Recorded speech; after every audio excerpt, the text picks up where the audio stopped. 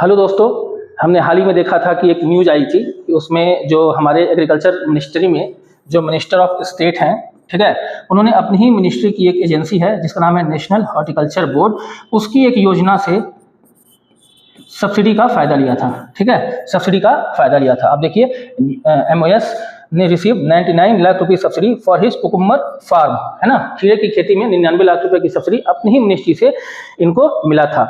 ठीक है, अच्छा, ये इश्यू कैसे बाहर आया? तो इंडियन एक्सप्रेस ने इन्वेस्टिगेटिव जर्नलिज्म किया और वहां से ये जो इश्यूज है उसको बाहर लेके आया, और जब ये न्यूज़ पेपर में छपी तो पब्लिक में डिबेट हुई और साथ ही साथ अपोजिशन के MPs ने भी इस मुद्दे को लोकसभा में उठाया है। और हाल ही में गवर्नमेंट ने जवाब दिया है कि जो 99 लाख रुपए की सब्सिडी मिनिस्टर साहब ने दी थी वो सब्सिडी वापस कर दी गई है। ठीक है, मिनिस्टर साहब ने उस सब्सिडी को लौटा दिया है। ठीक है, अब इस न्यूज से हमें क्या मतलब है UPSC पॉइंट ऑफ व्यू से, उसको हम देखते हैं।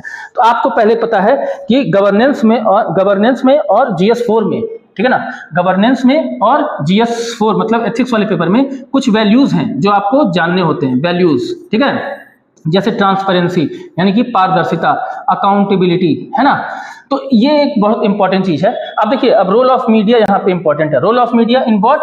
इन ट्रांसपेरेंसी एंड अकाउंटेबिलिटी। तो देखिए, क्योंकि यहाँ पे इंडियन एक्सप्रेस जो था वो मीडिया का पार्ट है, उसने वॉच डॉग की तरह काम किया, उसने इस न्यूज को बाहर लेके आया। ठीक है, सिटीजन इन्फॉर्म हुए। ठीक है, और जो पार्लियामेंटेरियन थे आपके, मतलब जो MPs थे अपोजिशन के, उन्होंने उस मुद्दे को उठाया जिससे एग्जीक्यूटिव को जवाब देना पड़ा, है ना। तो एक तो हो गया रोल ऑफ मीडिया की, रोल ऑफ मीडिया कैसे ट्रांसपेरेंसी के थ्रू गवर्नमेंट को अकाउंटेबल बनवा सकता है ना।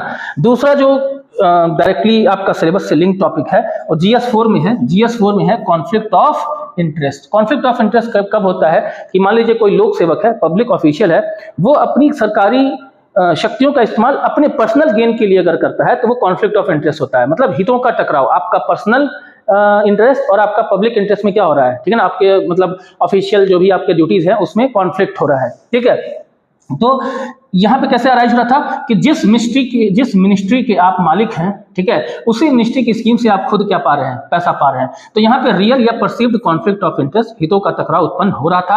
और हम जानते हैं कि एक कन्वेंशन है, एक प्रथा है कि जो लोक सेवक होंगे, जो पब्लिक सर्वेंट होते हैं, वो अपने ऑफिशियल पोजीशन का इस्तेमाल पर्सनल गेन के लिए नहीं करते हैं। मतलब कि सरकारी कर्मचारी या लोक सेवक अपनी शक्तियों का इस्तेमाल अपने फायदे के लिए नहीं कर सकते हैं, है ना।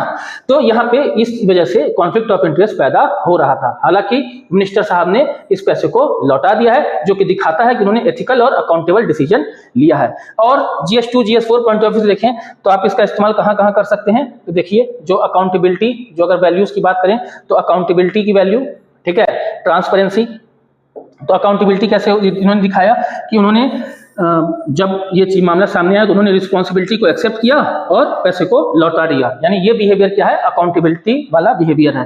ट्रांसपेरेंसी, हमने पता है कि जब इंफॉर्मेशन हमारे सामने आया मीडिया के द्वारा तो पार्लियामेंट में मुद्दा उठा और पैसे वापस आ गए हैं। यानी कि ट्रांसपेरेंसी क्यों जरूरी है, ये चीज आपको इस मुद्दे से दिखाई देता है। मतलब इस क्वेश्चन में आप कोट कर सकते हो। इंटीग्रिटी एंड प्रोबिटी का मतलब क्या होता है कि आप बिल्कुल गलत काम करो भी मत और मतलब कोई आप पे शक भी ना होने पाए, है ना। तो ये इंटीग्रिटी का कॉन्सेप्ट है। तो देखिए, आपको कॉन्फ्लिक्ट ऑफ इंटरेस्ट क्या करना होता है, अवॉइड करना होता है। ठीक है, और हमेशा किसके इंटरेस्ट में काम करना है, लोक हित में, पब्लिक इंटरेस्ट में।